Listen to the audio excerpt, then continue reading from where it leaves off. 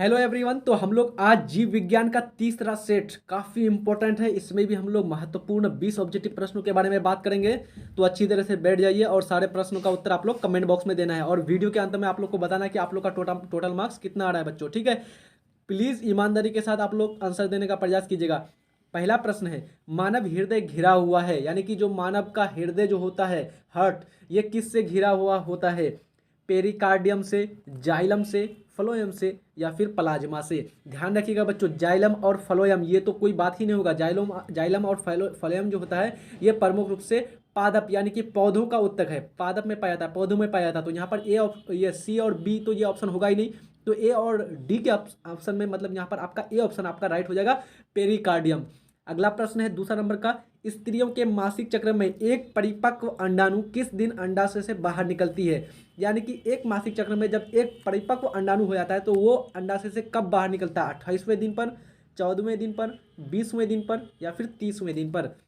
ध्यान दीजिएगा बच्चों, 14 डेज यानी कि 14 दिन का अंतराल पर ये होता है। तो यहाँ पर 14वें दिन के अंदर ये क्या हो जाएगा, आपका परिपक्व अंडाणु अंडाशय से बाहर निकल जाएगा। तो बी ऑप्शन आपका राइट हो जाएगा।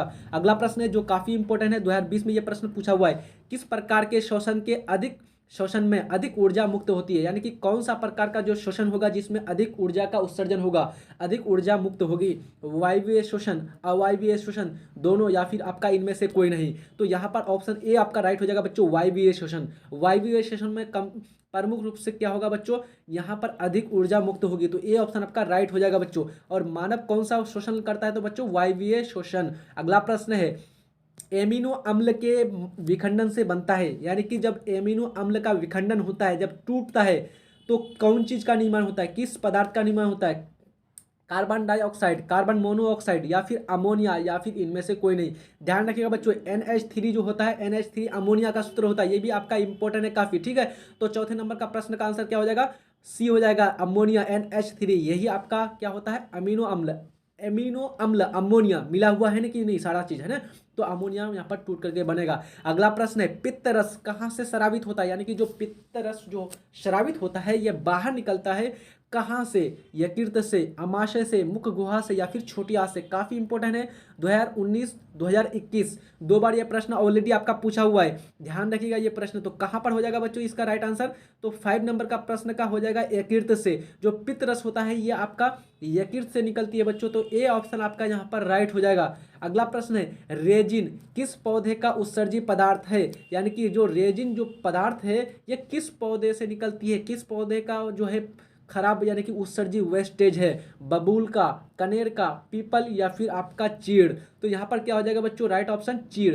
यानी कि चीड़ के पौधे का रेजिन जो है इसी से निकाला जाता है, रेजिन उत्सर्जी पदार्थ के रूप में, है ना, आप लोग पढ़े होंगे। तो यहाँ पर डी ऑप्शन आपका राइट हो जाएगा। अगला प्रश्न है, विरेचक की रचनात्मक एवं क्रियात्मक इकाई है? यानी कि जो विरेचक होते हैं इसकी रचनात्मक और क्रियात्मक इकाई को क्या कहेंगे? 2017 में यह प्रश्न पूछा हुआ है आपका। न्यूरॉन, नेफ्रॉन या फिर ग्लोमेरुलस या फिर निलय? तो ध्यान दीजिएगा बच्चों, नेफ्रॉन कहलाएगा। यहाँ पर जो विरेचक की रचनात्मक एवं क्रियात्मक इकाई है काफी इंपॉर्टेंट है बच्चों, नेफ्रॉन कहलाएगा। और न्यूरॉन किसको कहेंगे? तो न्यूरॉन कहेंगे तंत्रिका कोशिका। तंत्रिका तंत्र की जो सबसे छोटी जो रचनात्मक और क्रियात्मक इकाई है उसको न्यूरॉन कहेंगे। और जब विरक्क यानी कि किडनी की बात आएगी तो वहां पर नेफ्रॉन कहेंगे। ठीक है, तो यहाँ पर बी ऑप्शन राइट हो जाएगा 7वें नंबर प्रश्न का। अगला प्रश्न है, विरक्क किस जैव प्रक्रम का हिस्सा है?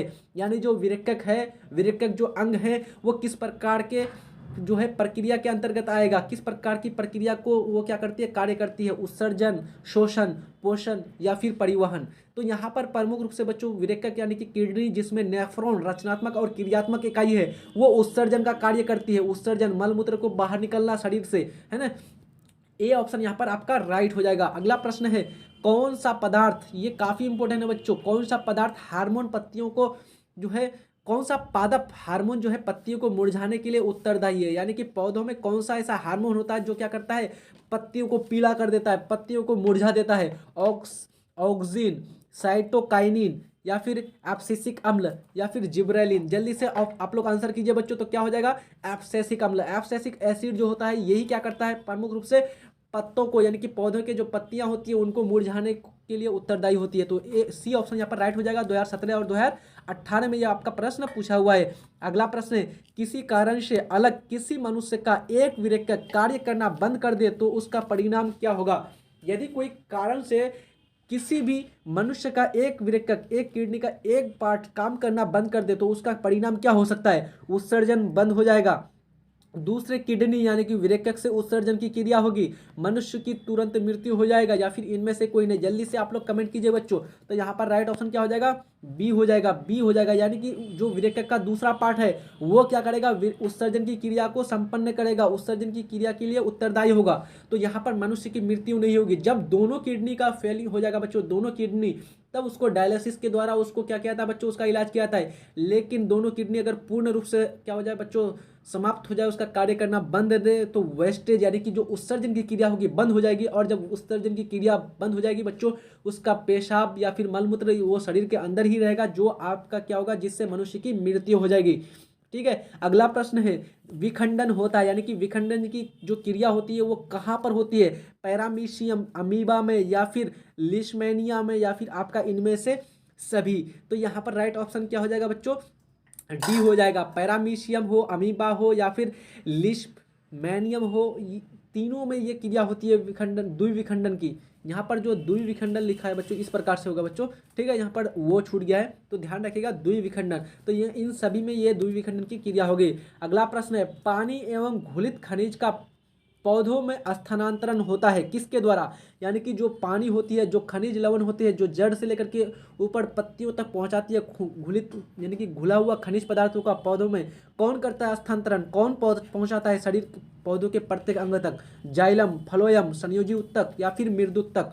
तो यहाँ पर राइट ऑप्शन क्या हो जाएगा बच्चों, जाइलम। जाइलम ही प्रमुख रूप से इसके लिए उत्तरदायी है, पानी और घुलित खनिजों को पौधे के अनेकों भागों में स्थानांतरण करने के लिए। अगला प्रश्न है बच्चों, इससे पहले मैं रिक्वेस्ट करूंगा, यदि आप लोग चैनल में न्यू है तो प्लीज़ सब्सक्राइब कर दीजिए, और अपने दोस्त यार, अपने कोई भी भाई बंधु है आपका, आपकी सिस्टर है, तो उनको ये चैनल आप लोग जल्दी से शेयर कर दीजिए और उन लोग को भी सब्सक्राइब कर देने बोलिए, क्योंकि हम लोग इस चैनल पर सारे जो है 6 से लेकर के 10 क्लास के सारे सब्जेक्ट का अध्ययन बहुत ही अच्छी तरह विषयवार मतलब कि अच्छी तरह से कर रहे हैं बच्चों। इसमें सारे सिलेबस को कंप्लीट किया जा रहा है आप लोगों के लिए, तो आप लोग को टेंशन नहीं लेनी है। ठीक है बच्चों, आंख बंद करके इस चैनल को सब्सक्राइब कर देनी है और लाइक कर देनी है। अगर वीडियोस अच्छे लग रहे हैं तो कमेंट भी करना है कहाँ पर आप लोग को डाउट है। ठीक है। अगला प्रश्न है आपका, जिब्रेलिन और ऑक्सिन क्या है। जिब्रेलिन और जो ऑक्सिन होते हैं ये किस कैटेगरी में आते हैं, किस श्रेणी में आएगा, हार्मोन, या फिर ये वसा, या फिर एंजाइम, या फिर कार्बोहाइड्रेट। तो ध्यान रखिएगा बच्चों, जिब्रेलिन और ऑक्सिन जो होते हैं प्रमुख रूप से ये आपका क्या है, तो ये आपका हार्मोन है। और किस प्रकार का हार्मोन है, पादप हार्मोन है। ये प्रमुख रूप से पौधों में पाई जाती है बच्चों।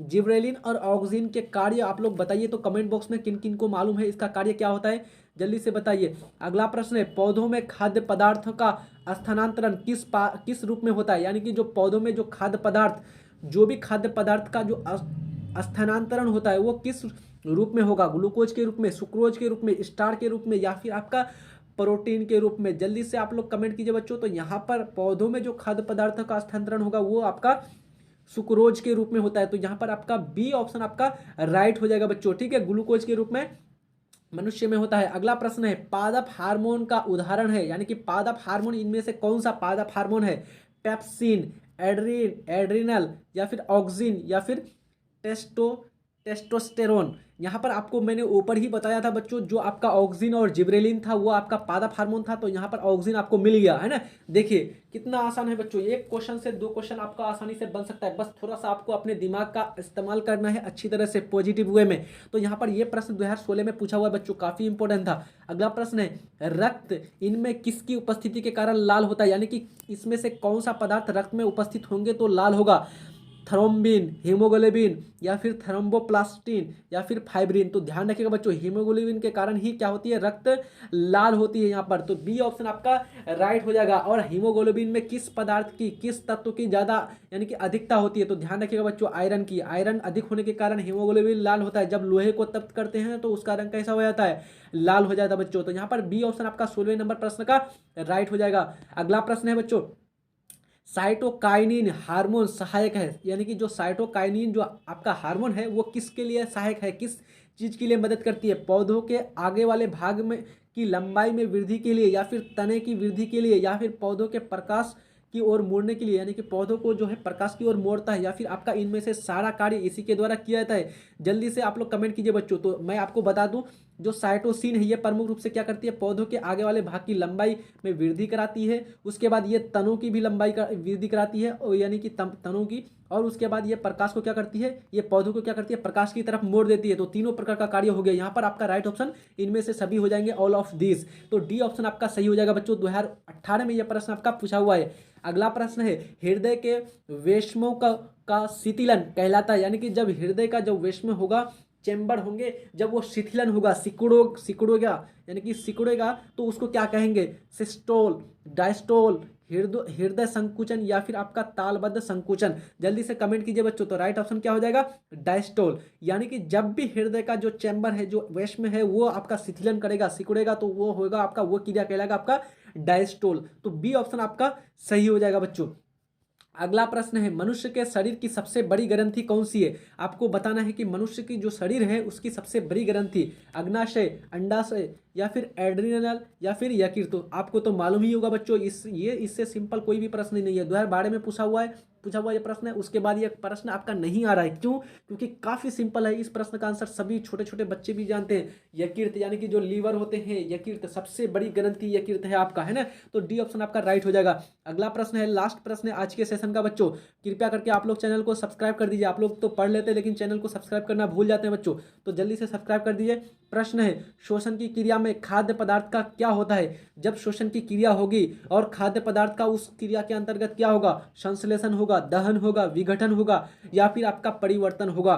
तो जब श्वसन की क्रिया होगी, जब हम लोग बच्चों ऑक्सीजन को नाक के द्वारा अंदर खींचेंगे, तो वो ऑक्सीजन किस में जाएगा, ब्लड में जाएगा। ब्लड में उपस्थित पदार्थ क्या होगा, वो टूटेगा, तो टूटने की क्रिया को विघटन कहते हैं। तो यहाँ ऑप्शन आपका सी हो जाएगा बच्चों। और विघटन की क्रिया से वहां पर बनेगा प्रमुख रूप से ऊर्जा, हमको ऊर्जा मिलेगी। ऊर्जा मिलने के कारण हम अनेकों प्रकार के कार्य कर सकते हैं, पैदल चल सकते हैं, किसी भी प्रकार के भार को उठा सकते हैं, है ना। तो इस प्रकार का यहाँ पर विघटन क्रिया, यहाँ पर सी ऑप्शन आपका राइट हो जाएगा। तो यहाँ पर ये सारे प्रश्न आप लोग के लिए काफ़ी इंपॉर्टेंट था बच्चों।